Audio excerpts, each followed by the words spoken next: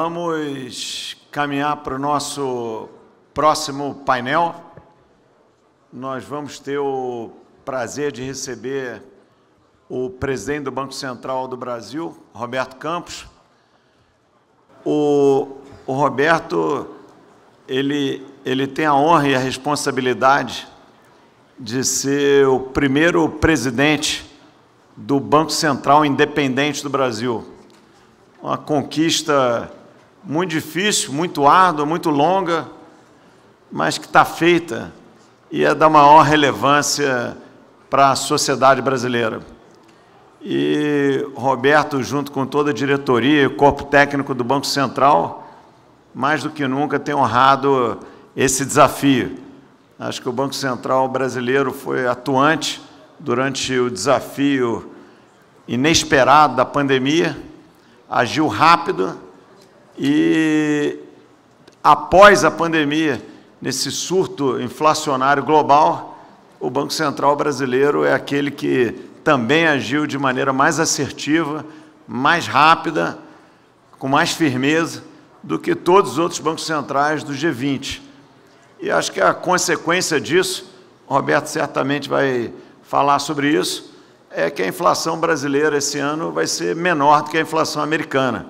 Muito provavelmente é isso que vai estar aí. Como Gustavo Montesano e Daniela falaram aqui antes, a gente deve usar isso para falar bem do Brasil, porque é um tremendo achievement nesse enorme desafio.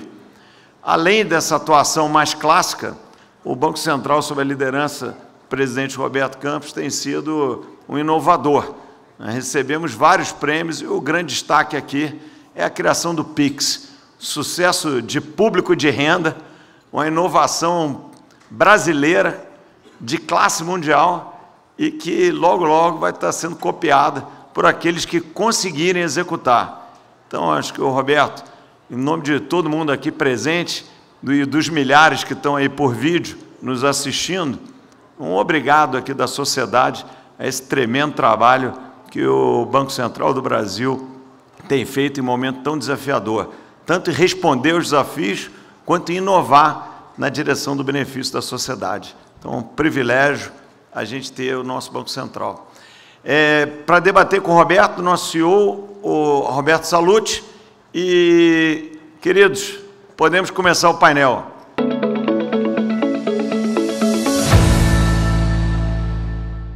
Bom dia, muito obrigado a todos pela presença. Como eu sempre digo quando venho aqui, é muito bom ver os amigos, voltar e continuar contando a nossa história, o que a gente tem feito. Na verdade, essa apresentação é uma continuidade mesmo. A última vez que eu estive aqui, eu falei muito sobre a tese de que a gente estava vendo uma situação diferente, era uma opinião um pouco até contrária a alguns outros bancos centrais, no sentido que a gente via uma força muito mais de demanda e menos de oferta, que a gente achava que a inflação ia ser mais persistente. Eu me lembro, os vários gráficos que eu coloquei aqui na última reunião, inclusive alguns eu aproveitei para mostrar, né, o desenrolar dessa história. Então, é um pouco da continuação, lembrando que a gente introduziu uma história que foi um pouco a razão pela qual a gente atuou antes, atuou mais forte, e pela qual a gente entendeu que a inflação era mais persistente, né? Lembrando que tinha uma forte percepção na época que o problema era um problema de oferta, que estava ligado à mobilidade e que ia se regularizar muito rapidamente com a volta da mobilidade. Então, voltando um pouco para da onde a gente saiu, a gente vê um pouco nesse gráfico o que o Banco Central americano fez. Quando a gente olha esses slides, acho que é bastante impressionante, né, a expansão do balanço do FED, né, e os gastos do governo. A gente já começa a ver uma retração ali, uma diminuição, né, nos gastos do governo em termos de crescimento. E a gente tem aqui na direita um pouco a curva, né, dos Estados Unidos contra, né, a amostra da OCDE em termos de renda pessoal disponível, que mostra o enorme efeito, né, do que foi feito em termos de fiscal, lembrando que o fiscal também estava aliado ao monetário. E aí no gráfico da direita embaixo, foi um trabalho até feito pelo FED, inclusive feito pela Fernanda Necchio, que trabalhou com a gente aqui no Banco Central e voltou para o FED, que mostra o impacto, né, em termos de inflação, do que foi feito, ou seja, um cenário é com o que foi feito e o outro era sem o suporte fiscal. Então, a gente vê a diferença que fez. Quando a gente volta também para a história, né, da transição, entre demanda de bens e serviços, a gente lembra que tinha uma história muito contada que era demanda por bens sobe, ela volta rapidamente, serviços caiu porque está todo mundo em casa, vai voltar rapidamente, essas coisas se compensam. A gente vê que até hoje a gente não viu essa compensação, a gente tem demanda por bens, de fato, arrefecendo, voltando para um pouco para a linha de tendência, serviços voltando para a linha de tendência, mas ainda, depois de tudo isso, e mesmo depois de tanto tempo da economia reaberta, a gente ainda não viu a conclusão desse processo. Lembrando que na última vez também a gente disse que demanda por bem gera demanda por energia elétrica, a gente vê por energia de uma forma geral, a gente vê que isso também foi um fator principal, um fator fundamental no entendimento do processo inflacionário, que é quando você sai de consumir serviços para consumir bens, você passa também a demandar mais energia, porque produzir bens demanda muito mais energia do que produzir serviços. Isso não ficou muito claro na conta, acho que dos bancos centrais na época. A gente hoje tem dados que mostram que isso de fato ocorreu. A gente entrou depois num período de conflito, no período da invasão da Ucrânia, com os lockdowns, a gente tem todas as medidas que a gente tem visto, as sanções, o desenrolar das sanções, o que tem acontecido na China. E aí, olhando um pouco para a energia, a gente vê que o Brasil aí voltou bastante com as medidas do governo, mas quando a gente olha a energia de uma forma geral, a gente ainda tem um cenário pressionado. Lembrando que o México também fez várias medidas, né, que atuou bastante nesse sentido. Quando a gente olha os países avançados, mesmo com uma melhora recente, com algumas exceções, né, a gente vê que os índices de IPC de energia estão bastante elevados ainda. Quando a gente também discutiu a última vez, um dos fatores que acrescentou para o processo inflacionário que a gente imaginava que o mundo não estava contando de forma correta, é que a gente tinha uma quebra na correlação entre preço de energia e capex de energia, né? Então, pela primeira vez, a gente via a energia subindo e o capex não subia de acordo. Parte da explicação era o anseio de ter uma transição verde, né? Mas parte da explicação era toda essa regulamentação que existia em torno do setor. A gente viu isso muito nos Estados Unidos, é o exemplo mais caro, mas também a gente viu em outros lugares. A gente começa a ver agora um investimento subindo, né? Shale gas acho que é o mais fácil de ver, mas a gente começa a ver na Europa também. Inclusive, saiu uma notícia recente que o plano de fechar as energias nucleares da Alemanha vai ser revertido. Então, a gente começa a ver uma volta nesse investimento. A gente vê também, quando a gente olha a parte do xisto ali embaixo, voltou um pouco o investimento. O crack spread, que é a diferença basicamente do refino, ou seja, do preço do petróleo, a gente vê que voltou um pouco também. A gente tem algumas refinarias que foram renovadas, tem algumas refinarias em construção, a gente mapeou isso até na semana passada.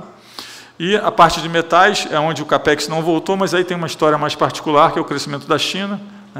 Metais está muito ligado ao crescimento da China, e principalmente a parte de construção civil, que tem sido bastante afetada. E aí a gente também, na última vez, acho que foi até aqui na apresentação, a primeira vez que eu falei da inflação verde, não era um tema muito, vamos dizer assim, politicamente correto de se falar. Na verdade, a gente nunca disse que a gente era contra o processo de sustentabilidade, ao contrário.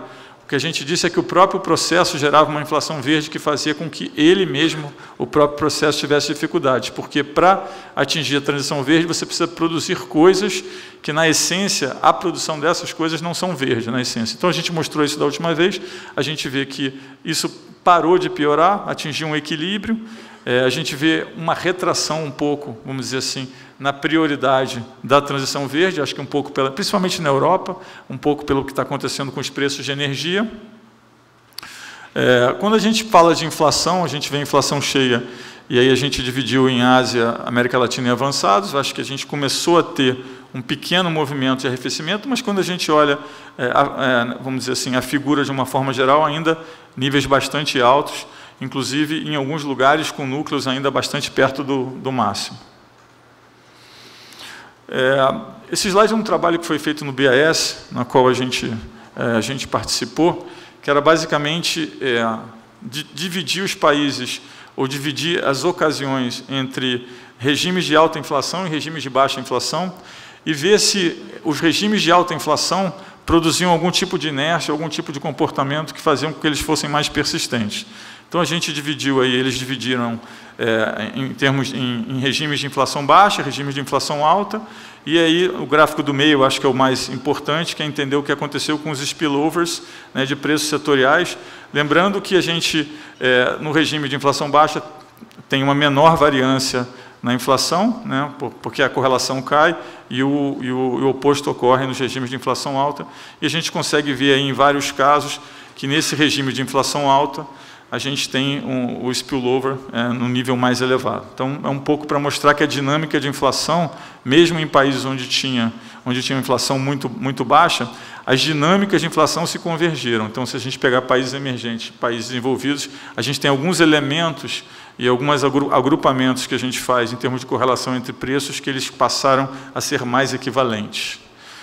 Em termos de IPCA cheio, a gente vê, bom, a Rússia é obviamente um outlier aí por tudo que aconteceu, a gente vê o Brasil ali com uma pequena melhora em termos de IPCA cheio, perdão, a gente separou em alimentos e energias e olhou um pouco também o tema da Ásia. A Ásia, a parte de alimentos tinha sido favorecida porque era mais dependente de arroz, que demorou mais a subir o preço e não subiu tanto. De uma forma geral, mostra um pouco a reversão do que a gente mostrou a última vez aqui. As inflações parecem estar atingindo o pico em vários lugares, em alguns lugares a gente vê uma desaceleração lenta, a parte de serviços tem sido desafiadora em vários lugares, e aí o que tem diferenciado um país do outro é basicamente a dinâmica de mão de obra, que eu acho que é um tema muito importante. É muito comum a gente falar do nosso processo de geração de emprego e de mão de obra e descobrir que esse processo é familiar a outros países, né? Vários outros países estão passando por esse processo. Nos Estados Unidos eles chamam de o Big Resignation, ou seja, as pessoas estão mudando os hábitos de trabalho, a mão de obra super apertada. Alguns outros países também modelando isso de forma diferente agora. É uma conversa que sempre está muito presente hoje em dia nos debates entre os banqueiros centrais. Quando a gente olha a inflação nos Estados Unidos, a gente vê uma melhora na margem, né? E aqui é um tema, a inflação americana tem sido um tema mais debatido. A gente vê nesse número recente que a energia foi responsável pela melhora. Aqui eu acho que talvez tenha uma diferença de interpretação, né, de alguns analistas. Curiosamente, eu vejo que muitos analistas entendem que o processo de melhora é linear, né? Eu entendo que não. Eu acho que uma coisa é você sair de uma inflação de 9%, 10% e voltar para um patamar de 4,5%, 4%. Esse é um trabalho. E um outro trabalho é sair do 4,5% e voltar para o 2%. Eu acho que um trabalho está relacionado à energia e vai ser mais fácil de ser feito, e a segunda parte vai ser muito mais difícil de ser feito e está ligada à mão de obra, e a gente tem um problema crônico ainda de mão de obra nos Estados Unidos. Quando a gente pensa um pouco o que está acontecendo com a atividade, sempre o primeiro lugar para olhar quando a gente tem um aumento de taxa de juros são os lugares mais sensíveis a financiamento. Quanto mais duration, mais sensível é. Então, obviamente, a tendência é olhar para a parte imobiliária. A gente vê aí na parte de affordability, que é as condições, né, as condições que as pessoas têm de comprar casa, né, um movimento enorme que nós vimos. A gente vê alguns gráficos também que correlacionam tanto os permits, ou seja, as novas permissões de construção, como a evolução do NAHB, que é um índice que a gente olha bastante, e também a gente vê que, mesmo com essa retração recente, se você olhar o Mortgage Application, olhar o que a gente chama de Pre-App, que é o processo de análise de crédito, ele caiu muito forte, muito forte, mas impacto em preços ainda é limitado. Tem um tema do estoque está baixo, né? A gente discutiu isso também, acho que até na última vez a gente mencionou um pouco sobre a parte imobiliária, e eu acho que isso é importante olhando para frente. Quando a gente olha em termos de precificação de juros, né, curiosamente, mesmo com o mercado precificando menos juros agora do que eu precificava, vamos dizer assim, há 3, 4 semanas atrás, a gente ainda vê uma curva de precificação de juros bastante, vamos dizer assim, inclinada para cima, em quase todos os países. Desse apanhado de países aí, um dos poucos países que precifica queda de juros é o Brasil, né, em termos de apressamento de política monetária. Significa que o Brasil fez o trabalho mais cedo, mais rápido, que as pessoas entendem, né, que o trabalho do Banco Central está em grande parte feito. Então, a gente fez um comparativo aí para olhar o que tem acontecido, lembrando que teve um movimento recente, sim, nisso, de uma menor precificação. Olhando um pouco o número de aumentos de 25 Bs na curva do Fed, quando a gente olha contra o euro-dólar, é uma enorme subida, ele tem oscilado aí em torno desse patamar, mas quando a gente olha a parte mais longa, a gente vê uma acomodação mais constante. Olhando a parte da curva longa, a gente vê que o mais recente está em 2,83, ou seja, teve uma queda recente grande. E, curiosamente, as pessoas voltaram a acreditar que o Fed não precisa colocar a taxa muito acima da taxa neutra. Tem também um debate sobre qual é a taxa neutra, que é um debate muito animado ultimamente, mas o fato é que o mercado entendeu que as condições financeiras apertaram tão rápido e de uma forma tão acelerada, num curto espaço de tempo, e isso fez com que houvesse um entendimento que talvez não fosse necessário tanto juros. Acho que a gente pode discutir isso um pouco mais à frente. Toda a parte que envolve o sentimento de crescimento futuro para baixo, a gente está vendo bastante claro esse debate de desaceleração global. Já foram 2 revisões globais no FMI, a gente provavelmente ainda vai ter mais uma revisão. Tem o tema da China, que pode provocar mais uma revisão ainda para baixo no crescimento. Em termos de projeção de PIB, a América Latina até um pouco puxada pelo Brasil, e o Brasil é o único que teve revisões para cima. Então, enquanto o mundo está revisando o crescimento para baixo, o Brasil tem revisado para cima. Obviamente, tem um impacto das medidas do governo, mas tem também uma performance melhor que esperada em vários setores. Eu acho que é importante enfatizar isso. E a gente vê, né, uma desaceleração, vamos dizer assim, projetada para 2022, 2023. Eu acho que a grande incógnita aqui é a China, né? Se a China for para uma aceleração, para um crescimento abaixo de 3, a gente pode ter aí um efeito maior em alguns países emergentes. Em termos de dados em tempo mais real, que são os dados de confiança, também todos mostrando uma queda bastante grande, na indústria até em alguns lugares estabilizando, mas, na verdade, a gente traduz isso em uma confiança menor, quando a gente agrega os dados, o que vai significar, o que significa menores investimentos, menor CAPEX, a gente está vendo isso também nas curvas de CAPEX, provavelmente significa também um menor crescimento. Então, a pergunta é, a gente vai ter um soft landing ou um hard landing? Essa é a pergunta, o pessoal gosta muito de falar sobre esse assunto, tem vários modelos, como sempre, cada modelo diz uma coisa. Eu acho que quando a gente tinha uma taxa terminal projetada em torno de 3,4, 3,5, curiosamente, a probabilidade de hard landing estava menor do que está hoje, então mostra que tem alguns outros elementos que fazem parte dessa equação. A gente aqui pegou 2 amostras, 2 formas de olhar, probabilidade implícita de recessão, que mostra que sim, existe uma probabilidade, né, já teve maior no passado, mas é uma probabilidade que a gente considera ainda razoável. Vou passar um pouco por ativos financeiros, aqui é só para mostrar um pouco o que aconteceu com ativos financeiros e condições financeiras, lembrando que mais recentemente a gente até teve um afrouxamento das condições financeiras, um pouco pela alta de alguns, vamos dizer assim, pela recuperação de alguns ativos, bolsa, alguns ativos de risco relacionados a prêmio de risco, e em alguns lugares o câmbio, porque o câmbio atua com sinal positivo em alguns países e negativo em outros, né? Um gráfico que eu gosto muito é olhar... A escala não está muito boa nesse gráfico da esquerda, vou até refazer ele, mas a gente vê que em momentos onde a riqueza descolou muito do PIB, a gente teve pequenas correções, né? Ainda que a linha de tendência, obviamente, seja um descolamento, a gente teve pequenas correções e a gente teve um movimento brutal, né? Porque nunca foi colocado tanto dinheiro na economia, na forma como foi colocado durante a pandemia, e a gente vê uma aceleração muito grande nesse descolamento, né? E a gente vê também um pouco, quando a gente analisa a percepção de crescimento global e a percepção de taxa de juros de longo prazo, né, uma correção grande. Então, a gente tem alguns elementos que nos indicam que, sim, a gente deve ter uma desaceleração. Acho que a grande pergunta é se a desaceleração vai ser organizada ou não. Acho que esse é um ponto importante. Muito da desaceleração está conectada com os novos modelos de negócio, né?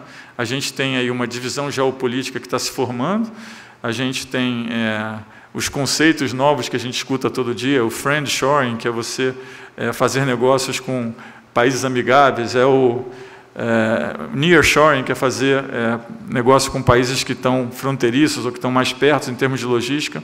A verdade é que a gente está tendo uma redivisão.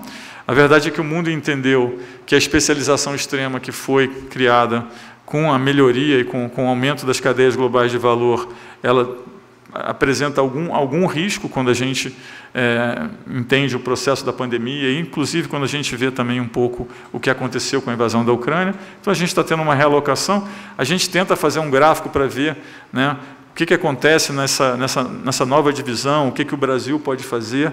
A gente entende que o Brasil tem um papel muito importante, talvez seja o único lugar das Américas, pensando em nearshoring, que a gente consegue ter uma mão de obra farta e uma energia renovável projetada, grande e barata no futuro. Quando a gente pensa em termos de gargalos setoriais, também, que foi parte da última apresentação que eu fiz, a gente vê já uma melhora, a parte de semicondutores melhorando, a parte de toda a logística melhorando. Lembrando que um dos argumentos que eu fiz aqui da última vez é que os gargalos não eram por oferta, eram por demanda, então isso mostra também um arrefecimento, está condizente com a projeção de crescimento global menor. Quando a gente passa já para a parte interna, a gente vê uma inflação bastante pressionada no Brasil, a gente tem comentado muito sobre isso, a gente vê a linha laranja de preços administrados que mostra o efeito das medidas do governo recente, né, mas a gente tem que olhar, né, num prazo um pouco mais longo e mais estrutural, e a gente vê que tem alguns componentes ainda que são bastante desafiadores, a gente vê a alimentação do domicílio ainda alto, a gente vê a parte de serviços crescente, apesar do núcleo ter mostrado uma pequena melhora recente, ainda em níveis bastante altos. Então, né, por isso que a gente sempre diz que está vigilante, está olhando, a gente entende o processo. De fato, as medidas do governo ajudam, inclusive elas geram uma inércia positiva, ou seja, uma inércia de menor inflação, mas é importante qualificar, né, o que a gente vê estrutural na inflação de médio prazo. Quando a gente pega o IPCA, a gente vê essa barrinha azul muito grande para baixo, que é exatamente as medidas do governo, né? Mas a gente começa a ver algumas notícias melhores. Na parte de difusão, começou a ter uma melhora, apesar de, quando a gente olha a média móvel, ainda está no nível bastante alto. As inflações, né, esperadas para esse ano têm caído, obviamente, decorrente das medidas do governo. A gente acha que tem uma inércia para o ano que vem, mas essa inércia cada um calcula diferente, tem uma incerteza em torno disso. As inflações do ano que vem estão subindo. E aí tem um tema de 2024, 2025, que a gente tem analisado também com cuidado, que é porque, né, o índice tem descolado tanto, ou descolado, né, de forma mais significativamente das nossas projeções. Esse gráfico talvez seja o que eu mais gosto na apresentação hoje, esse da esquerda aí, que ele basicamente mostra a diferença de inflação do Brasil, né, para os países desenvolvidos, e pega qual é a média, né, dessa diferença em 20 anos. Então a gente vê que a inflação de 14 e 15 foi basicamente uma inflação brasileira, nós produzimos a nossa própria inflação, né, foi uma inflação por erro de política interna, está bem claro aí, e a gente vê o que acontece agora com a nossa inflação. Então, ao passo que em 2015, 2016, nós produzimos uma inflação mais do que um desvio padrão fora da média da diferença entre a nossa inflação e a do mundo desenvolvido, agora, na verdade, a gente está com uma inflação que, apesar de alta, ela é bem abaixo da média que a gente teve em 2020, dos últimos 20 anos. Então, mostra que, ao contrário de 2014, 2015, que a gente teve uma inflação local, a gente sofreu o impacto de uma inflação global. Obviamente, nós tivemos os próprios desafios aqui também, mas a gente mostra que a gente está abaixo da média. Quando a gente olha a parte dos triângulozinhos e das bolinhas, é basicamente mostrando que quase todos os países têm uma situação similar ao Brasil, ou seja, tem uma expectativa de inflação para 2022 que é acima da meta, as bolinhas azuis estão acima das barrinhas cinzas, e quando a gente olha a expectativa para 2023 também, quase todos os países estão acima, com raras exceções. Então, mostra o quão desafiador é esse ambiente de inflação global. A gente tem tentado atuar, acho que foi o Banco Central que atua primeiro, que atua mais forte, mas a gente sempre coloca em perspectiva as coisas que estão acontecendo e os processos inflacionários ao redor do mundo. Esse é só o statement do cupom, vou passar rapidamente. Em termos de PIB, a gente tem aí a nossa projeção, a gente só atualiza a projeção no relatório de inflação. A nossa projeção atual está um pouquinho acima de 2%, deve sair em breve. Então, assim, a gente também revendo a projeção para cima. Os números têm saído melhores, os indicadores em tempo real também têm saído melhores. A gente, obviamente, qualifica, né, que tem alguns efeitos, que são efeitos temporários das medidas do governo, mas é importante, né, olhar um pouco o que é o crescimento para frente. a gente vê a indústria, né, que está um pouco parada ainda abaixo do nível pré-pandemia, e os outros setores acima, com serviços recuperando de forma mais forte.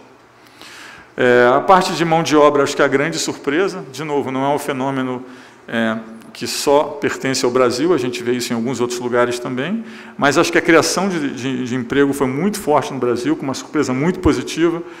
A gente provavelmente vai para um número abaixo de 9%, né, pelas nossas projeções. Quando a gente olha o gráfico de população empregada ali também muito, muito forte, eu acho que essa é uma boa notícia. Obviamente, a gente teve uma troca de empregos de renda mais alta por renda mais baixa, mas eu acho que isso está se normalizando e acho até uma situação que, no primeiro momento, é saudável. A gente está, né, renovando aí e gerando uma mudança um pouco mais estrutural. A parte de crédito também mostrando que a gente teve um crescimento de crédito bastante saudável durante toda a pandemia, inadimplência subindo um pouco, tem um pouco do efeito dos juros, mas ainda sob controle, a gente tem olhado. Crédito no Brasil é muito segmentado, então é importante fazer uma análise separada para cada segmento, a gente tem olhado isso bastante no detalhe. Quando a gente fala de fiscal, né, o Banco Central não gosta muito de falar de fiscal, acho que sempre gera muito ruído, mas acho que aqui o importante é dizer que a gente tem teve uma surpresa consistentemente para melhor no curto prazo, os números têm mostrado isso, sempre tem uma qualificação de por que melhor, por que melhorou, se teve uma ajuda da inflação, se teve a parte das medidas de congelamento do salário. Eu acho que aqui é importante dizer que não é só a inflação, tem uma parte estrutural, e mesmo quando a gente pensa em inflação, acho que o governo teve o mérito de, durante um período inflacionário, evitar a indexação, evitar aumentos. Então, acho que os números mostram o trabalho que foi feito. Existe uma ansiedade em relação ao fiscal do ano que vem, principalmente quando as pessoas projetam as medidas que foram anunciadas recentemente, que se imaginavam temporária, e agora a gente entende que algumas das medidas podem ser estendidas. Eu acho que vai ter um debate no momento mais apropriado sobre como as medidas vão ser estendidas e como vão ser financiadas. O Banco Central vai olhar, vai interpretar o que for decidido. Nós usamos isso como input nos nossos modelos, mas acho que é importante sempre falar que, de fato, quando a gente olha o curto prazo, a surpresa foi muito positiva nesse sentido. Falar um pouco só da agenda de tecnologia, legislação cambial, modernização, a gente já tem aí a regulamentação, várias coisas acontecendo. Eu vou passar um pouco mais rápido aqui, que eu estou com pouco tempo. Uma apresentação que eu fiz até na Febrabantec, então quem estava lá, perdão por apresentar o mesmo conteúdo novamente, mas acho que é importante para mostrar um pouco o que a gente está fazendo. Eu acho que agora a gente vai para um período onde vai ficar mais fácil de ver o que a gente está fazendo em tecnologia, porque a gente produziu várias pecinhas de um quebra-cabeça e, basicamente, agora a gente está juntando o quebra-cabeça todo, né? Então, a grande pergunta sempre era, desde o começo, né, o que está acontecendo? Qual é o processo que a gente está vivendo? Por que isso vai influenciar o mundo financeiro? E a gente sempre dizia, as pessoas estão procurando uma representação digital de algo que tenha valor, né? Isso é o que está acontecendo no mundo. Elas estão colocando um encryption em volta disso, né, e estão achando um ambiente para negociar esse ativo. Um ambiente, geralmente, é um ledger, ou seja, é um blockchain, é um ambiente descentralizado, onde é verificável, onde é divisível e onde você consegue transferir reconhecendo o ownership, ou seja, reconhecendo a origem de forma segura e transparente. Então, a gente sempre se pergunta, qual é o verdadeiro debate? A gente vê muito debate separado, é cripto, é o perigo das criptos. O verdadeiro debate, na verdade, é se a gente vai para uma economia tokenizada ou não. Será que o mundo financeiro vai sair do conceito de account, de contas, e vai passar para um conceito de token? A gente acha que sim, a gente acha que sim. A gente acha que já está em curso, aliás. A gente vê várias coisas que estão acontecendo recente, por exemplo, as pessoas transformando milhas em token. Ontem mesmo saiu uma iniciativa de um grupo financeiro que vai transferir um pouco que antigamente se usava como milha, agora vai ser um token. Então, a gente acha que a economia está sendo tokenizada. A transformação principal é tokenizar ativos, né, no processo que eu descrevi, em termos de colocar um encryption em volta e transacionar. A gente fala, na verdade, de um processo que está extraindo um valor, né, extraindo um valor de um ativo de forma digital. Essa extração é mais eficiente, ela é mais rápida, ela é atomizada, que significa que ela pode ter liquidações múltiplas, né, e pode gerar muito mais eficiência, com menor custo transacional. Então, é isso que a gente está acontecendo, é isso que a gente está vendo. O que está acontecendo? Está acontecendo isso em várias áreas, na arte, na foto, em propriedades. ideias e até dinheiro. A gente entende que a criptomoeda, na verdade, é um mesmo processo que está acontecendo em várias áreas, só que entendendo que o ativo aí é meio de pagamento. E eu até botei esse slide brincando que nós estamos monetizando até a realidade virtual, né? A gente tem empresas hoje que são registradas, que na verdade o que elas fazem é construir edificações no mundo virtual, né? Tem algumas empresas que valem alguns bilhões, que hoje nada mais são que empresas de engenharia de edificações em mundo virtual. Então mostra um pouco para onde a gente está indo. Eu acho que a gente está apenas no começo. Eu gosto muito dessa frase que eu tirei de um research, que diz que se a tese de tokenização for verdadeira, então o século XXI será um período de criação de rede multiativa, regulada, global e tokenizada. Acho que a gente está indo por esse caminho. Agenda de tecnologia, vou passar um pouco mais rápido. A gente tem aqui toda a parte do Pix. Eu acho que o Pix já é conhecido por todos, tem tido um crescimento enorme. 478 milhões de chaves registradas. Acho que a gente nunca imaginou isso, né? Quando o projeto foi feito. A gente nunca imaginou a diferença que esse projeto ia fazer para a vida do brasileiro. A gente tem vários outros produtos. Eu botei aqui um gráfico do Pix Saque e o Pix Troco, que eu até descrevi na minha última reunião aqui, que é um produto que você consegue sacar dinheiro em qualquer caixa registradora. Eventualmente, qualquer caixa registradora vai poder fazer funções bancárias, porque vai estar tudo ligado, lembrando que o Open Bank vai linkar tudo, né, no mesmo trilho. A agenda evolutiva, eu acho que eu destaquei até na última reunião que alguns outros bancos centrais procuraram gente para fazer uma coisa muito parecida com o Pix. Eu tenho uma conversa mais forte com a Colômbia, onde o banqueiro central lá, o Leonardo, me disse que ele quer fazer exatamente igual, então eles estão vindo aqui para ver. Tem alguns outros países, eu acho que a gente pode expandir para a América Latina o Pix. Acho que vai ajudar também na parte de pagamento transfronteiriço, então eu entendo que é um movimento que deve continuar. Eu não vou ter tempo de falar de todos os produtos ligados ao Pix que estão para sair, todas as iniciativas, mas são várias. A gente tem toda uma parte do Pix ligada ao crédito. O Pix vai ser um canal de crédito mais barato para os bancos também, né? A gente tem também o Open Finance, só lembrando que eu estou falando dos pedacinhos, depois eu vou mostrar para vocês todos os pedacinhos encaixados. Então, o Open Finance também é uma forma basicamente de compartilhar dados, para que as pessoas possam monetizar os seus dados, ter mais informação, né, de forma consolidada, eficiente. Em termos de Open Finance, nós já tivemos 7,5 milhões de consentimentos, tivemos 260 milhões de chamadas de API na fase 2, quase 4 bilhões de chamadas de API fase 2. Nas últimas semanas, a gente teve uma aceleração muito grande, e o modelo de Open Finance do Brasil é o mais amplo do mundo, o mais aberto, e eu acho que vai ser o mais atomizado. Eu vou mostrar por quê. Então, a gente tem também, de novo, estou encaixando todas as pecinhas, estou falando de uma outra pecinha agora, que é o Real Digital, vou acelerar aqui por causa do tempo. O Real Digital é um projeto que a gente deve ter já em funcionamento em 2024, os pilotos vão se estender ao longo de 2023. A gente sempre faz esses projetos usando o LIFT, que é o Laboratório de Inovação. Aqui são alguns projetos selecionados que a gente tem feito, pool de liquidez, offline. De novo, eu não vou ter tempo para falar sobre tudo, mas tudo está na nossa página para consulta. Criptoativos eu vou passar um pouco mais rapidamente também. A gente tem falado muito sobre essa parte de regulação, como tratar os criptoativos, acho que eu falei bastante sobre isso recentemente. A gente entende que o mais importante na regulação não é o regulador dizer para a pessoa o que ela pode comprar ou não, e sim ter certeza que a pessoa sabe o que está comprando, ou seja, transparência é fundamental.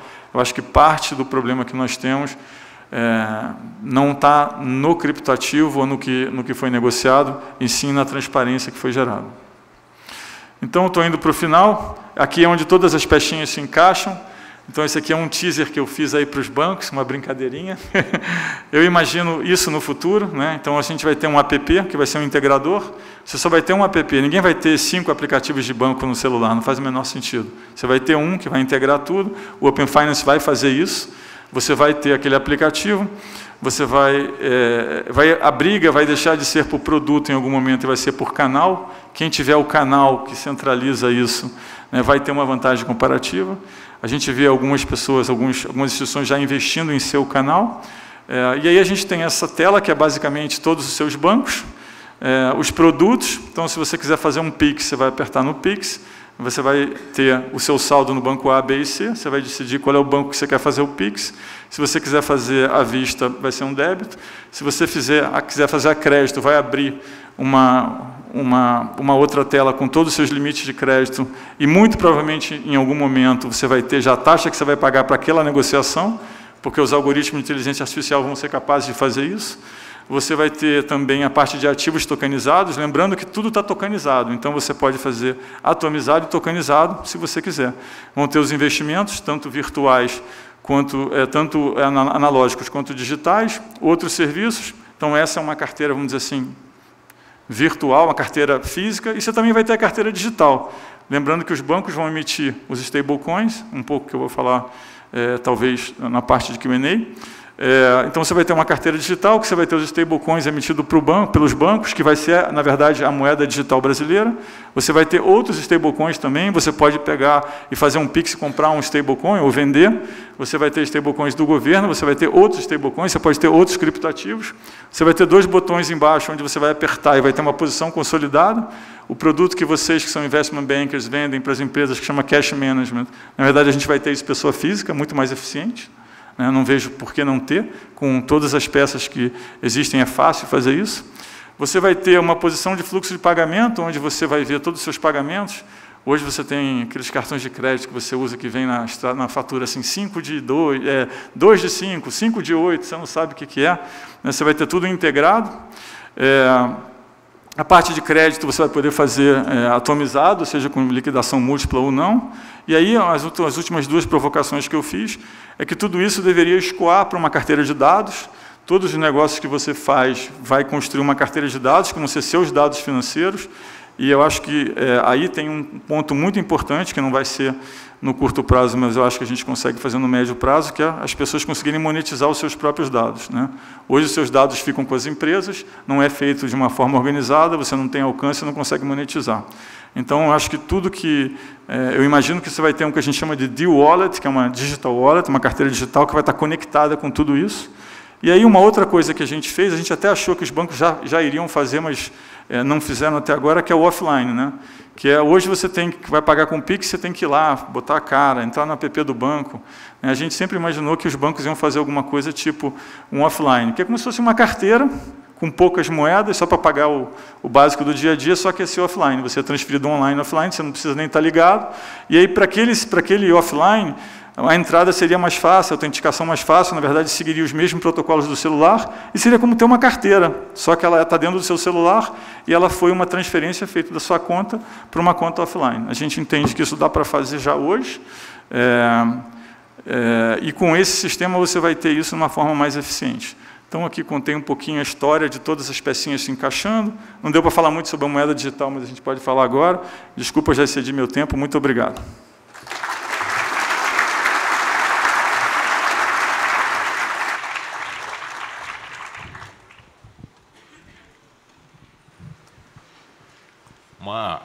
Uma agenda complexa, tecnológica aí no Banco Central. Mas vamos começar aqui falando um pouco de um assunto um pouco mais mundano. Uhum. A última vez que a gente falou, acho que foi em fevereiro, e eu brinquei com você na época, eu falei, Roberto, acho que você está pedindo socorro dos outros bancos centrais para te ajudarem a controlar essa inflação, porque a gente está vendo um fenômeno não brasileiro, um fenômeno global. Demorou um pouco, mas a ajuda veio. E, pessoalmente, a gente, pelo menos no BTG, a gente ficou surpreso como essa alta global sincronizada restabeleceu rápido uma certa credibilidade dos bancos centrais, com as expectativas de inflação próximas, bastante controladas. Até mais otimistas do que essa que você mencionou, que você falou que eu consigo enxergar a inflação caindo mais rapidamente de 9,10 para 4, mas se você trazer de 4 para 2, com esse mercado de trabalho tão apertado, com, digamos, um pouco de indexação, de inércia que tenha, parece mais difícil. Agora, você vê, recentemente o último CPI surpreendeu para baixo, acho que muito porque você mostrou pelo preço de energia. Talvez agosto também surpreenda para baixo. Agora, o que a gente vê é que, com isso, as condições de financial tightening, as condições ficaram muito mais estimulativas. A Bolsa recuperou, taxa de juros fechou, spreads de crédito fecharam. Será que o mercado não está um pouco animado E, sim, hoje a gente estava discutindo aqui com o Bill Dudley. O Bill Dudley tem uma visão que o mercado está achando que está com o modelo errado na cabeça. Ele enxerga isso aqui muito mais algo como entre 2004 e 2006, quando você teve altas consecutivas, acho que foram 17 ou 18 altas, que aí você teve só a economia desacelerando em 2006, que originou a grande crise financeira, que foi o housing crisis. Como que você está vendo assim, o mercado, essa reação de mercado, a precificação de queda tão rápida de juros lá fora? Bom, obrigado pela pergunta. Obviamente, a opinião do Dudley vai valer muito mais que a minha, mas eu vou aqui dar os meus 2 centavinhos. Eu acho que, de fato, as condições financeiras apertaram muito rapidamente com o movimento sincronizado, mas aconteceram algumas coisas ao mesmo tempo, né? Eu acho que teve uma demora, ao mesmo tempo teve uma visão do tema de oferta e demanda, que mudou. Nesse mesmo período, teve um tema de logística que entrou, eu acho, mais forte. E eu acho que o mais importante, China começou a entrar de uma forma diferenciada, né? Uma coisa é uma desaceleração, um impacto de um aperto monetário com China crescendo muito. Uma outra coisa é um impacto de um aperto monetário com a China desacelerando forte. Eu acho que talvez uma das notícias que tenha feito, né, gerado essa virada, foi o entendimento de que China estava entrando numa dinâmica muito diferente. A gente consegue ver isso em algumas precificações quando a gente usa correlação de ativos. Eu acho que a grande pergunta, de fato, né, a volta foi bastante rápida. Quando a gente olha em termos de taxa terminal, a gente viu aqui no gráfico, arrefeceu bastante. A recessão europeia foi um pouquinho mais forte do que o esperado, né? Os números estão saindo. Mas eu acho que a pergunta aqui é o seguinte, a gente tem hoje um mercado acreditando que a gente tem uma reprecificação do crescimento para baixo e que isso vai ser acompanhado de uma inflação caindo meio que concomitantemente ou pelo menos num curto espaço de tempo. Então a grande pergunta é, e se isso não acontecer, né? E se a gente tiver uma janela onde concomitantemente você tenha um período mais prolongado de reprecificação de crescimento para baixo, com a inflação ainda muito alta, né? Aí eu acho que é onde a gente tem o maior risco em termos de ativo, aí eu acho que é o maior risco em termos de renda fixa. Eu acho que hoje o mercado não está preparado para esse cenário, é difícil dizer se vai ser esse cenário ou não, mas eu vejo, por exemplo, uma animação, às vezes, com alguns números de inflação, que quando você abre, como foi mencionado aqui por você, é quase só energia, né? E a gente tem um problema crítico de mão de obra nos Estados Unidos, em alguns outros lugares também. Então, eu acho que a grande pergunta é essa sincronia da desaceleração com a queda de inflação. Hoje o mercado precifica ela de um jeito, ela pode não ocorrer desse jeito. Acho que é exatamente esse o debate. A gente que é brasileiro e talvez tenha um passado de convivência com a inflação mais alta, é um pouco mais reticente, né, com esse cenário tão benigno que acho que o mercado americano precifica. Vindo um pouco para o Brasil, uma dúvida que surgiu no último relatório de nota do Copom foi a mudança do horizonte relevante do ano calendário para o primeiro trimestre de 2024.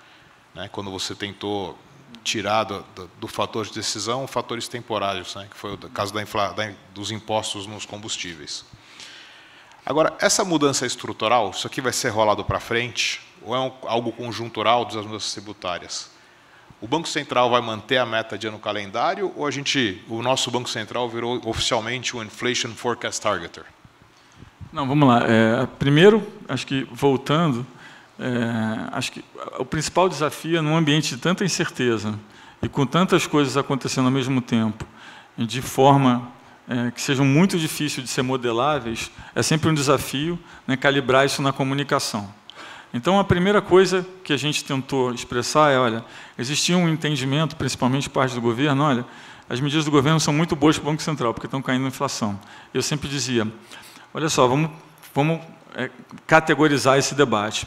Quando você tira uma inflação de um horizonte que já não é relevante, né, e parte dessa inflação volta, porque as medidas elas voltam, né, elas se compensam, como parte delas, por exemplo. Então, se você tira uma inflação do horizonte relevante, né, que não está no horizonte relevante e coloca uma que está no horizonte relevante, é como se você estivesse preparando seu avião para descer e, de repente, alguém construísse uma montanha bem na beira da pista. Ou seja, você tem que fazer uma manobra ali.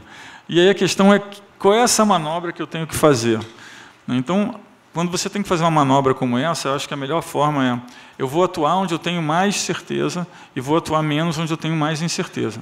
E a gente viu que existiam duas dimensões de incerteza. Existia uma dimensão de incerteza em relação ao payback, ou seja, eu tirei a inflação desse ano, eu estou jogando um pedaço para o ano que vem, mas com grande incerteza.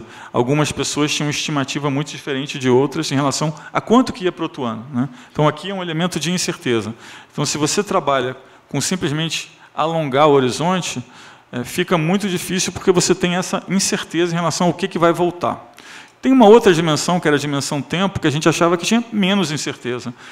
Independente de se as pessoas achavam que ia voltar mais ou menos, todos tinham certeza que ia voltar naquele período, ou seja, naquele primeiro trimestre. Então, a gente achou que tinha um elemento com incerteza, né, que era o quanto, e tinha um elemento com mais certeza, que era quando. Então, a gente achou, é mais fácil atuar no quando. Então, a gente passa, né, a olhar por cima daquele trimestre. Isso não quer dizer que a gente muda, né, o inflation target, ao contrário, né, a gente deixa bem claro que a gente está falando sobre horizontes relevantes e não sobre meta de inflação. Lembrando que no RI está lá claramente especificado, em todos os RIs, que o horizonte relevante pode ser modificado, né? A gente entendeu que era uma forma de, vamos dizer assim, adaptar a nossa função-reação para uma coisa que existia muito incerteza. Ainda existe alguma incerteza em relação à volta das medidas, né? E a gente entendeu que comunicar dessa forma era importante. Obviamente, não é permanente, é temporário, ou seja, à medida que isso se ajuste, a gente volta, né, a trabalhar na forma como a gente sempre trabalhou, mas a gente achou que o custo, vamos dizer assim, de fazer esse ajuste, essa manobra, simplesmente olhando esse trimestre, era muito grande e gerava menos eficiência quando a gente comparava as dimensões tempo e as dimensões incerteza e quantidade de ajuste. Obrigado. Que nem você mostrou na sua apresentação, o mercado brasileiro é um dos que primeiro precifica a queda de juro, né? A gente foi um dos primeiros a começar, vai ser um dos primeiros a cair. Agora, vocês têm sempre falado ali no high for long, né? Vamos manter. E quando você olha essa taxa de 13,75 por um período mais prolongado, a taxa de juro ex ante, olhando as projeções de inflação, começa a ficar alta, em torno de 8%, 9%, que parece bem acima da taxa neutra. Isso aqui talvez seja suficiente para talvez provocar um desaquecimento excessivo, uma desinflação excessiva. Qual a tua avaliação sobre isso? Não parece exagerado? Olha, eu acho que o cálculo do impacto, vamos dizer assim, cumulativo da taxa mais alta é um elemento hoje que tem bastante incerteza nas estimativas. Inclusive, isso é responsável, eu acho, em parte, pela diferença da nossa estimativa para a estimativa do mercado. Então, a gente vai, obviamente, acompanhar. A gente tem dito ao redor da meta, e ao redor da meta, obviamente, é simétrico, vale para cima e para baixo. Quando a gente olha hoje a curva Focus, a gente tem uma parte para cima no curto prazo, ainda ao redor da meta, e a gente tem 2024 um pouco abaixo, mas ainda ao redor da meta.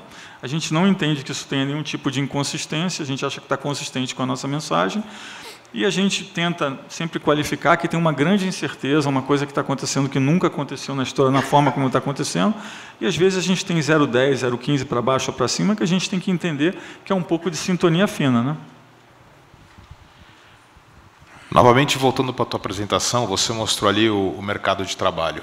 E acho que todos nós nos surpreendemos com a queda mais rápida do índice de desemprego, e começa a se entrar uma discussão de qual que é o Nairo no Brasil, né? Qual que é o hiato do mercado de trabalho e qual que é o nível de desemprego não inflacionário.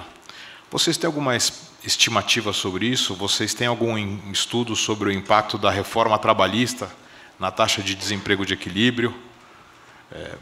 Olha, eu até numa das apresentações recentes disse que eu recebia estimativas de mercado que elas variavam muito e que às vezes a mesma pessoa mandava uma estimativa com 1,5 de diferença de 2 meses, de um mês para o outro. a Nairu é super difícil de estimar. A gente está passando por uma mudança estrutural na mão de obra, que ela tem vários componentes. Você mencionou um deles, que é a reforma, ou seja, a parte contratual. Tem uma parte comportamental também, que é bem mais difícil de modelar.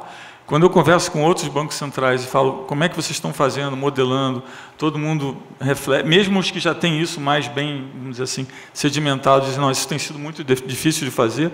Imagina a dificuldade nos Estados Unidos de estar fazendo isso agora.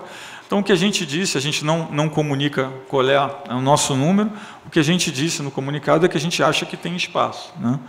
Se tem mais espaço ou tem menos espaço, a gente vai calibrando, vai vendo ao longo do tempo. Tem um anedótico também que reflete, né, e melhora, porque tem o quantitativo, que é a modelagem, e o qualitativo, que a gente recebe como input, mas o que a gente tem dito é que a gente acha que tem espaço ainda, né? Eu entendo que o mercado está dividido entre alguns que acham que quase não tem mais espaço nenhum e alguns que acham que tem mais espaço. Quem sabe a gente consegue chegar igual aos Estados Unidos, que é qualquer coisa entre 3,5 e 4,5, dependendo para quem você pergunta, né? Voltando para o teu ponto fiscal, acho que você deixou claro que isso é um fator que vocês vão acompanhar e depois vão incorporar.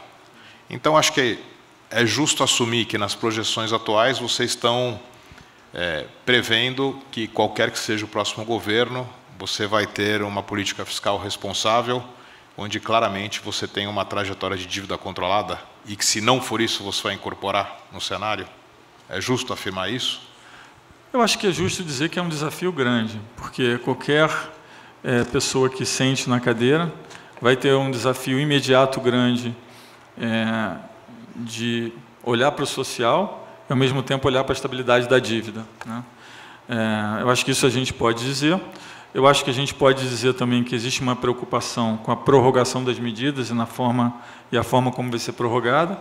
Eu acho muito cedo para falar disso. Eu acho que tem um debate ainda em curso sobre como isso vai ser financiado. Eu acho que o ministro Paulo Guedes é muito mais apto do que eu a explicar, dizer como isso vai ser financiado. Existe hoje uma incerteza em relação a isso. E é curioso, porque o fiscal é sempre crucial naquele momento. Se a gente pegar atas de 4 anos para trás, o Brasil sempre fala sobre o fiscal.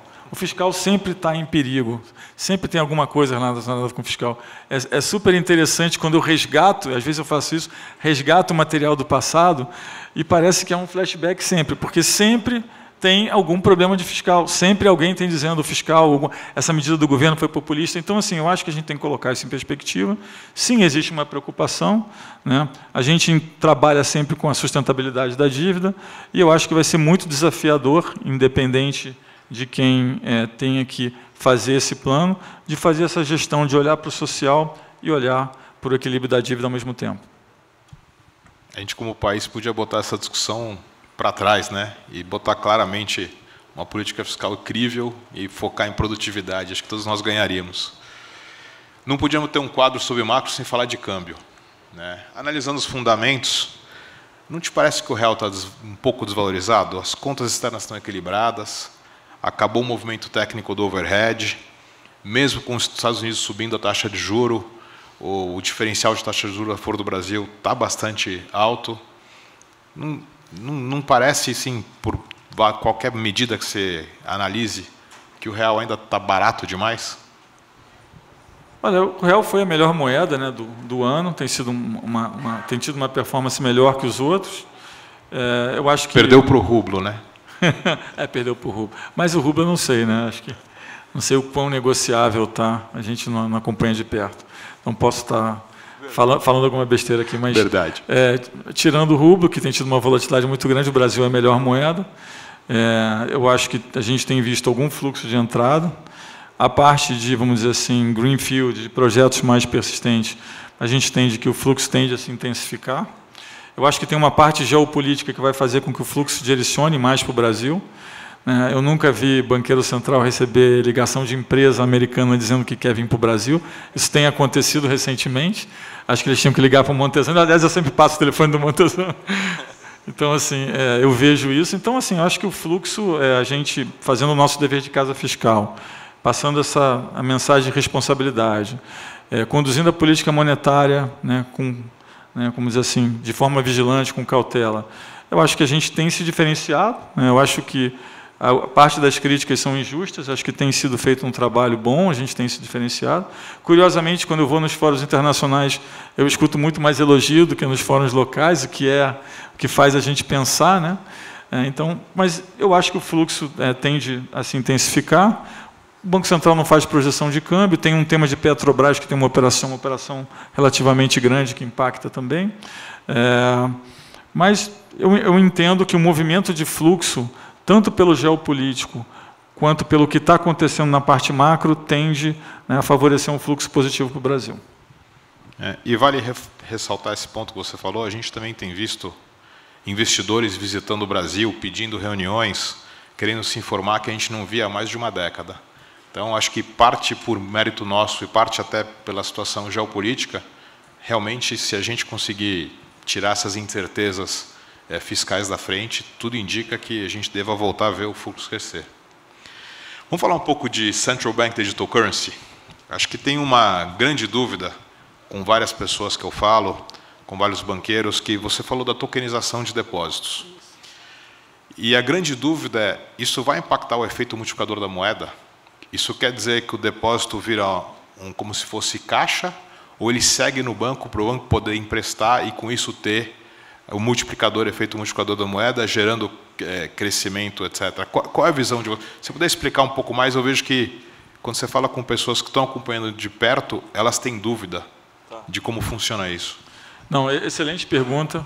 Eu acho que, na verdade, esse era um dos problemas que a gente queria que não existisse, por isso que a gente fez o modelo do jeito que a gente fez, né? Acho que, voltando um pouco o histórico, eu me lembro de reuniões com bancos centrais, em que os bancos centrais apresentavam os modelos de moeda digital, e era um modelo que, quase na totalidade, eu acho que não me lembro de ter visto nenhum exemplo diferente, eles tinham um componente de ativo e passivo no balanço do Banco Central, né, porque você bloqueava para emitir moeda. E aí a primeira coisa que vem à cabeça quando isso acontece é, bom, mas se isso for verdade, for simplesmente uma substituição de moeda física por uma moeda digital que influencie, né, que tenha um bloqueio em termos de ativo passivo no balanço do Banco Central, você diminui a capacidade dos bancos de fazer empréstimo, porque você está corroendo a base de depósitos. E essa era uma das perguntas que rondou muito em todos os debates, e que poucas pessoas, ou quase nenhuma pessoa, tinha uma explicação que eu achava razoável. As pessoas diziam, não. E principalmente quem está no Brasil e viveu todas as crises, a primeira reação nossa é, bom, mas o que acontece se todo mundo converter todas as moedas? Bom, a gente tem um problema bancário. Aí as pessoas diziam, não, mas as pessoas não vão converter tudo. Aí eu dizia, por que não? Vamos imaginar que a moeda digital seja igual ou melhor à moeda física. E você é uma pessoa bem informada. O que você vai fazer? Né? Pensa, vamos dizer assim, um jogo de equilíbrio. O que você vai fazer? Você vai converter o máximo possível. Porque se tudo der errado, você pode converter de volta para a moeda física. Né? E se por acaso tiver uma escassez dessa moeda, vai ter em algum momento o prêmio. Então a gente viu, não, isso aqui não parece que está funcionando bem. Aí a segunda proposição foi, não, mas a gente vai limitar a quantidade de emissão de moeda digital. Aí você diz, bom, mas se eu limitar a quantidade de moeda, em algum momento uma moeda vai ter prêmio em relação à outra. Como eu estou garantindo conversibilidade ao par, não parece que vai funcionar muito bem. Eu me lembro que essa era uma proposta até dos escandinavos. Eu dizia, não vejo isso funcionando. E aí apareceu uma proposta dos europeus dizendo, não, a gente tem a solução. Se isso acontecer, a gente coloca uma taxa de juros negativa na moeda digital para igualar a demanda e a oferta. E aí a gente fica pensando, imagina todo dia você calibrar qual é a taxa de juros que vai fazer com que a demanda seja igual à oferta. Então esse é um ponto que travava muito os debates. Quando a gente pensa em M0 e M1, alguns países não têm tanto problema, porque já tem um mercado de money market, tem vamos dizer assim, uma figura de balanço de banco diferente. Então, o primeiro desafio para a gente não pode ter esse problema. Então, a gente pensou, bom, quais são os grandes desafios? Primeiro, investimento. Segundo, vamos dizer assim, engajamento. Terceiro, regulação. Qual é o sistema que melhora essas três dimensões?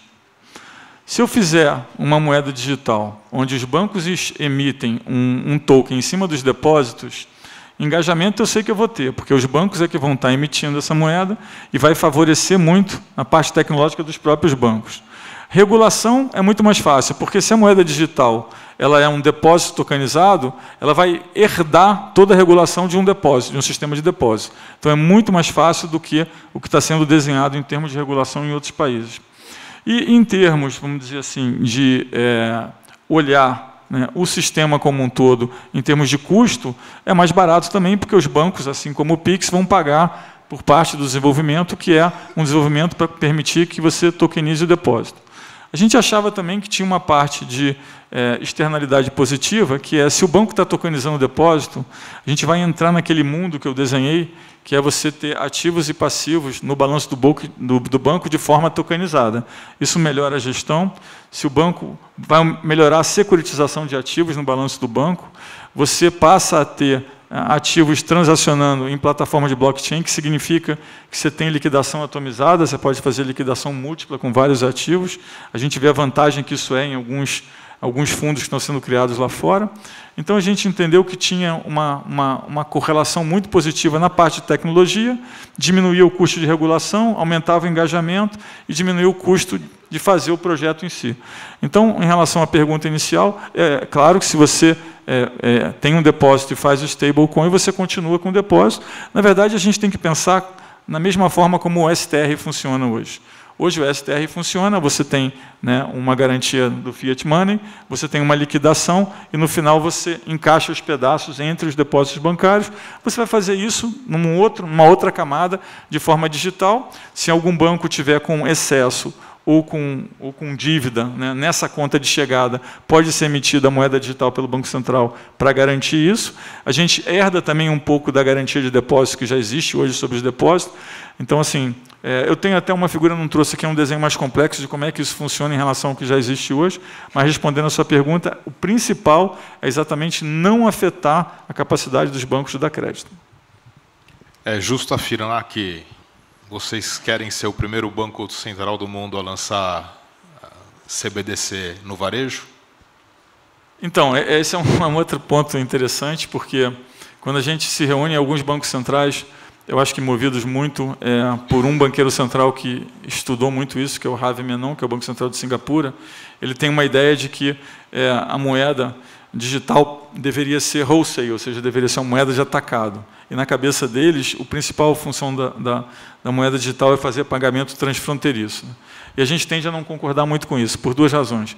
Primeiro, porque para a moeda ter a função de pagamento transfronteiriço, com eficiência, os sistemas têm que ter protocolos homogêneos. Hoje não tem nada que garanta que os sistemas de moeda digital que estão sendo construídos têm protocolos homogêneos. Ao contrário, quando eu converso com o México e ele me diz que a moeda digital dele não vai ser DLT, vai ser centralizada, qualquer um aqui que estuda tecnologia sabe que se você fizer um sistema centralizado e colocar ele para conversar com o sistema DLT, não vai ser muito eficiente, vai ser muito mais lento do que qualquer cripto que existe hoje aí. Então, eu não acho que exista essa possibilidade de usar esse projeto como pagamento transfronteiriço, a menos que todos estejam desenvolvendo o projeto com o mesmo protocolo, que não é o que acontece hoje.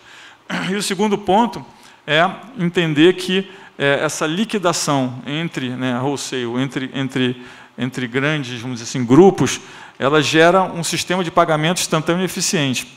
A gente entende também que esse não é o objetivo nosso, nós já temos um pagamento sistema de pagamento que é instantâneo e que é eficiente, e a gente não tem fragmentação de mercado, que é o problema que eles têm e que eles estão tentando resolver com a CBDC. Na verdade, quando você constrói a CBDC, a primeira pergunta que você se faz é: qual é a pergunta que eu estou tentando responder? Né? Porque eu acho que muita gente está engajada na CBDC, mas não consegue responder essa pergunta. O que eu estou tentando resolver? Né? Como os americanos falam, what are you trying to solve for? E eu acho que, basicamente, quem está tentando resolver pagamento instantâneo está fazendo de um jeito, quem está tentando resolver fragmentação de mercado, como a China está fazendo de um outro jeito. Nós não estamos tentando resolver nada disso.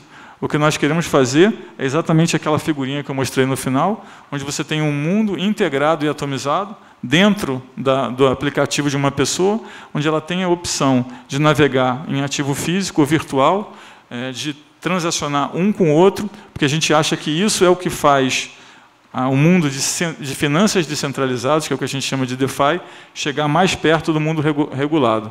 A gente não acha que aqui é uma batalha para entrar com mão pesada, regulando o mundo descentralizado. A gente acha que é o contrário. A gente acha que é para criar um trilho para trazer eles para perto do mundo regulado.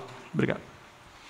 Roberto, a gente chega na eleição presidencial de 22, a gente não sabe quem vai ser o próximo presidente do Brasil, mas a gente sabe quem é o presidente do Banco Central em 2023. Podemos afirmar que se em 24 você for convidado a ser reconduzido e a gente ter a mesma situação na eleição de 2026? Não. Na verdade, quando foi feita a regra de autonomia, eu fui contra a recondução, né? Eu quis tirar a recondução do projeto. Se tiver pessoas do Banco Central aqui vão lembrar. Eu não queria a recondução, eu acho que a recondução não é saudável, mesmo porque ela cria uma fragilidade no meio do mandato, porque vai ter um presidente do Banco Central que vai estar interessado em ser reconduzido e fica exposto naquele momento, né, à vontade do Executivo. Outros países passam por isso, eu não gosto, não acho que é bom. Então, a resposta para a sua pergunta é não. E se tivesse dependido somente de mim, não teria nem recondução na Lei de Autonomia. Roberto, muito obrigado pela transparência, pelo papo e parabéns pelo trabalho.